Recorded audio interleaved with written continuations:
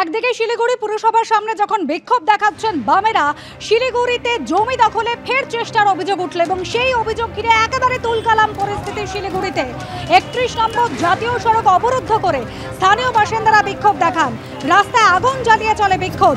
শিলিগুড়ি বিধাননগরের ছবি রেখেছে আপনাদের সামনে, সেখানে জমি দখলের অভিযোগ ঘিরে একেবারে ধুন্ধুমার পরিস্থিতি।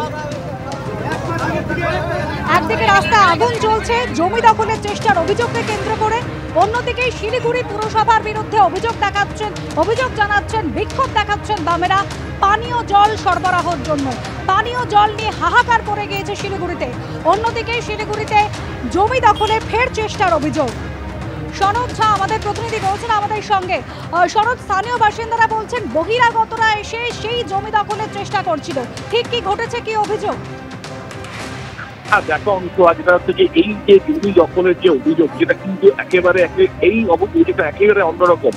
যে এই যে বিধাননগর এলাকায় বেশ 1964-65 এরকম সাল নাগাদ যে সমস্ত জমি বিক্রি হয়েছে আদিবাসীদের জমি এবং বিক্রি হয়েছে এবং আদিবাসী অফিসারদের তার অনুমতি লাগে আদিবাসী জমি বিক্রি কেনার ক্ষেত্রে সমস্ত রয়েছে এবং সেই জমি কয়েকবার বিক্রি হয়েছে, হাত বদল হয়েছে, চেঞ্জিং রয়েছে এবং গত কয়েকদিন ধরে দেখা যাচ্ছে যে সেই সব সমস্ত জমিকে মানে যে যারা জমি বিক্রি করছে সেই সময় আদিবাসীরা তাদের যে সন্ততি তারা এই জমি দখল করছে এবং আসাম এবং বিহার থেকেও কিন্তু এই আদিবাসীরা আসছে এবং তার সঙ্গে যেটা অভিযোগ যে স্থানীয় কিছু জমি মাফিয়ারা তারা রয়েছে এবং সেই জমি দখল করছে প্রায় জনে এবং যাদের জমি দখল হচ্ছে তারা পুলিশের কাছে যাচ্ছে, সেখানে কোনো সাহায্য পাচ্ছে না।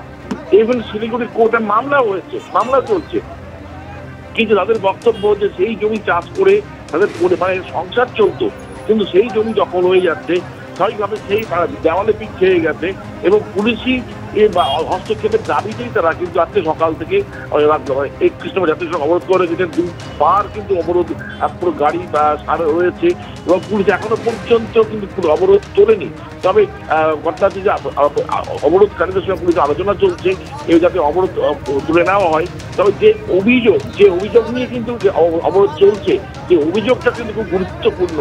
যে আজকে প্রায় 50 বছর পরে এসে জমি দখল করতে আসছে, অর্থাৎ দেওয়ালে পিঠ থেকে যাওয়া মানুষ কিন্তু আজকে অবরোধ করেছে এবং কিন্তু পরিস্থিতি এখনো উত্তপ্ত রয়েছে।